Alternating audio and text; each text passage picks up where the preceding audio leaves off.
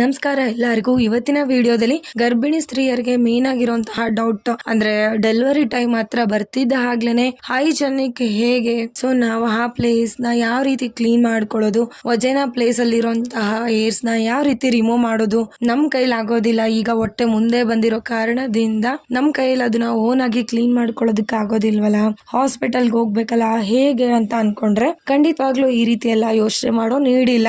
ನಿಮ್ಗೆ ಹಾಸ್ಪಿಟಲ್ ಅಲ್ಲೇ ಎಲ್ಲಾ ರೀತಿಯ ಫೆಸಿಲಿಟೀಸ್ ಕೂಡ ಇರುತ್ತೆ. ನಿಮ್ಗೆ ನೀಟಾಗಿ ಕ್ಲೀನ್ ಮಾಡೋದ್ರಿಂದ ಹಿಡಿದ್ಬಿಟ್ಟು ನೀಟಾಗಿ ರಿಮೂವ್ ಮಾಡಿ ಅಂದ್ರೆ ಏರ್ನೆಲ್ಲ ರಿಮೂವ್ ಮಾಡಿ ಡೆಲಿವರಿ ವಾರ್ಡ್ ಒಳಗಡೆ ಕರ್ಕೊಂಡು ಹೋಗೋದು. ಸಿ ಸೆಕ್ಷನ್ ಆಗ್ಲಿ ನಾರ್ಮಲ್ ಡೆಲಿವರಿ ಆಗ್ಲಿ ಯಾವ್ದಾದ್ರು ಆಗ್ಲಿ ನೀಟಾಗಿ ನಿಮ್ಗೆ ಏರ್ನ ರಿಮೂವ್ ಮಾಡಿನೇ ಕರ್ಕೊಂಡು ಹೋಗ್ತಾರೆ.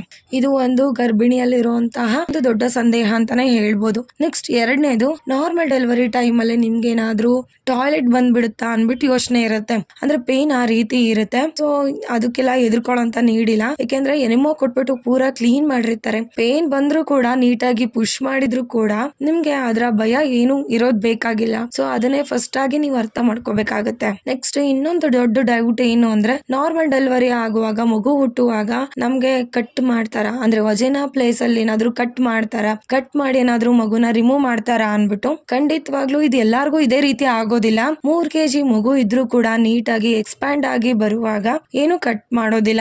ಎಲ್ಲೋ ಒಂದು ಟೈಟ್ ಇದೆ, ಸ್ವಲ್ಪ ಮಗು ಬರೋದಕ್ಕೆ ತುಂಬಾ ಇಕ್ಕಟ್ಟಿದೆ ಅಂತ ಅಂದ್ರೆ ಮಾತ್ರ ನಾರ್ಮಲ್ ನಮ್ಗೆ ಪೀರಿಯಡ್ ಆಗೋ ಪ್ಲೇಸ್ ಮತ್ತೆ ಟಾಯ್ಲೆಟ್ ಮಾಡೋ ಪ್ಲೇಸ್ ಅಲ್ಲಿ ಸ್ವಲ್ಪ ಪ್ಲೇಸ್ ಇರುತ್ತೆ, ಜಾಗ ಇರುತ್ತಲ್ಲ, ಸೊ ಅಲ್ಲಿ ಮಾತ್ರ ಲೈಟ್ ಆಗಿ ಕಟ್ ಮಾಡ್ತಾರೆ ಅಷ್ಟೇನೆ. ಅದು ನಿಮ್ಗೇನು ವರಿ ಬೇಡ, ಅಷ್ಟು ನೋವು ಕೂಡ ಗೊತ್ತಾಗೋದಿಲ್ಲ. ಸೊ ಅನೆಸ್ಥೇಷಿಯಾ ಕೊಟ್ಬಿಟ್ಟು ಆ ಪ್ಲೇಸ್ ಅಲ್ಲಿ ಹೊಲಿಗೆಗಳನ್ನ ಹಾಕ್ತಾರೆ. ಮೊದ್ಲೆಲ್ಲ ನಿಮ್ಗೆ ಇಂಜೆಕ್ಷನ್ ಅಂದ್ರೆ ಅನೆಸ್ಥೇಷಿಯಾ ಕೊಡ್ದಲೇನೆ ಹೊಲಿಗೆ ಹಾಕ್ತಾ ಇದ್ರು, ಬಟ್ ಇವಾಗ ಇಂಜೆಕ್ಷನ್ ಕೊಟ್ಟು ನಿಮ್ಗೆ ನೀಟಾಗಿ ಹೊಲಿಗೆಗಳನ್ನ ಹಾಕ್ತಾರೆ. ಸೊ ಈ ಸಂದೇಹ ಬಂದು ಗರ್ಭಿಣಿ ಸ್ತ್ರೀಯರಿಗೆ ಇರುತ್ತೆ. ಸೊ ನೀವೇನು ಹೆದರ್ಕೊಳ್ಳೋ ಅಂತಹ ಅವಶ್ಯಕತೆ ಇರೋದಿಲ್ಲ. ಮತ್ತೆ 4ನೇದೊಂದು ದೊಡ್ಡದು ಸಂದೇಹ ಏನು ಅಂದ್ರೆ, ಬಂದಂತ ಎಲ್ಲಾ ಡಾಕ್ಟರ್ಸ್ಗೂ ಎಕ್ಸಾಮೈನ್ ಮಾಡೋದಕ್ಕೆ ಆ ಪ್ಲೇಸ್ ನ ತೋರಿಸ್ಬೇಕಾ ಅಂತಂದು. ಸೊ ಎಲ್ಲಾ ಹೆಣ್ಮಕ್ಳಿಗೂ ಇರುವಂತಹ ಭಯ ಮತ್ತೆ ಹೆದರಿಕೆ ಇದೇನೆ. ಹಾಸ್ಪಿಟಲ್ಗೆ ಹೋಗಿದ ತಕ್ಷಣನೇ ಎಕ್ಸಾಮೈನ್ ಮಾಡೋದು ಆ ಪ್ಲೇಸ್ನೇ. ನಿಮ್ಮ ಅಂಡರ್ವೇರ್ ನ ರಿಮೂವ್ ಮಾಡಿ ಅಂತ ಹೇಳ್ತಾರೆ, ಮಲ್ಕೊಳ್ಳಿ ಅಂತ ಹೇಳ್ತಾರೆ, ಕಾಲ್ಗಳನ್ನ ಅಗ್ಲ ಮಾಡಿ ಅಂತ ಹೇಳ್ತಾರೆ. ಸೊ ಇದೆಲ್ಲ ಸ್ವಲ್ಪ ಕಷ್ಟವಾದಂತ ಸಂದರ್ಭ ಇದು. ಬಟ್ ಇದನ್ನ ಎಲ್ಲರೂ ಅನುಭವಿಸಿರ್ತೀವಿ. ಸ್ವಲ್ಪ ಹಿಂಸೆ ಅನ್ಸುತ್ತೆ, ಬಟ್ ಎದುರ್ಕೊಳ್ಳೋಂತಹ ಅವಶ್ಯಕತೆ ಇರೋದಿಲ್ಲ. ಡಾಕ್ಟರ್ಸ್ ಆ ವಿಷಯದಲ್ಲಿ ಯಾವುದೇ ಕಾರಣಕ್ಕೂ ತಪ್ಪಾಗಿ ನೋಡೋಂತದ್ದಾಗ್ಲಿ ಅಥವಾ ನಿಮ್ಮ ಮೇಲೆ ವರಿ ಮಾಡ್ಕೊಳ್ಳೋದಂತದ್ದಾಗ್ಲಿ ಡಾಕ್ಟರ್ಸ್ಗೆ ಇರೋದಿಲ್ಲ. ನೀವು ಫಸ್ಟ್ ಕಂಫರ್ಟಬಲ್ ಆಗಿದ್ರೆ ಅಷ್ಟೇ ಸಾಕು. ತುಂಬಾ ಜನರದು ನೋಡಿ ಅದೊಂದು ಒಂಥರ ನಾರ್ಮಲ್ ಪ್ಲೇಸ್ ತರನೇ ಅನ್ಸ್ತಾ ಇರುತ್ತೆ.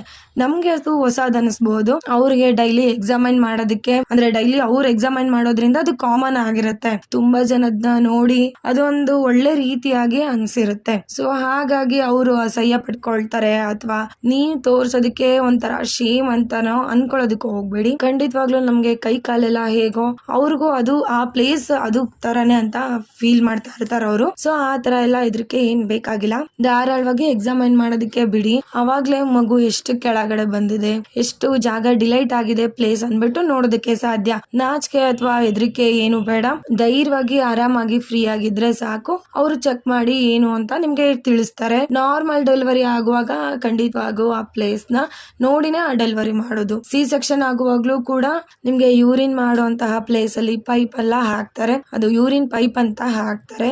ನೀವು ಅವಾಗ ಆಪರೇಟ್ ಅಲ್ವಾ ಮಾಡೋದು, ಆ ಪ್ಲೇಸ್ ನ ನೋಡಲ್ವಾ ಅಂತ ಅಂದ್ರೆ ಖಂಡಿತವಾಗ್ಲೂ ನೋಡ್ತಾರೆ. ನೆಕ್ಸ್ಟ್ ಯೂರಿನ್ ಮಾಡುವಂತ ಪ್ಲೇಸ್ಗೆ ಯೂರಿನ್ ಬ್ಯಾಗ್ ಎಲ್ಲ ಕನೆಕ್ಟ್ ಮಾಡ್ಬೇಕಲ್ಲ, ಸೊ ಅದಕ್ಕೂ ಹಾಕ್ತಾರೆ. ಏನೇ ಆಗಿದ್ರು ಕೂಡ, ಯಾವ ಆಪರೇಷನ್ ಆಗಿದ್ರು ಕೂಡ, ಯಾವುದೇ ರೀತಿ ಅಂದ್ರೆ ಸಿ ಸೆಕ್ಷನ್ ಆದ್ರೂ ಕೂಡ ಅಥವಾ ನಾರ್ಮಲ್ ಡೆಲಿವರಿ ಆದ್ರೂ ಕೂಡ ಶೇಮ್ ಅಂತೆಲ್ಲ ಅನ್ಕೊಳ್ಳೋದಕ್ಕೆ ಹೋಗ್ಬೇಡಿ. ಅದನ್ನ ನೀವು ಮನ್ಸಲ್ಲಿ ದೃಢವಾಗಿ ಇಟ್ಕೊಳ್ಳಿ. ಗರ್ಭಿಣಿಯರಿಗೆ ನಾರ್ಮಲ್ ಆಗಿ ಬರುವಂತಹ ದೊಡ್ಡ ಡೌಟ್ಸ್ ನ ನಾನು ಕ್ಲಾರಿಫೈ ಮಾಡಿದೀನಿ ಅಂತ ಅನ್ಕೊಂತೀನಿ. ಈ ಮಾಹಿತಿ ನಿಮ್ಗೆ ಇಷ್ಟ ಆಗಿದ್ರೆ ಅಥವಾ ಮಾಹಿತಿ ಉಪಯುಕ್ತ ಅಂತ ಅನ್ಸಿದ್ರೆ ಎಷ್ಟು ಸಾಧ್ಯನೋ ಅಷ್ಟು ಶೇರ್ ಮಾಡಿ ಮತ್ತೆ ಲೈಕ್ ಮಾಡಿ. ಇನ್ನೂ ನನ್ನ ಚಾನೆಲ್ ನ ಸಬ್ಸ್ಕ್ರೈಬ್ ಮಾಡಿಲ್ಲ ಅಂದ್ರೆ ದಯವಿಟ್ಟು ಸಬ್ಸ್ಕ್ರೈಬ್ ಮಾಡಿ. ಧನ್ಯವಾದಗಳು.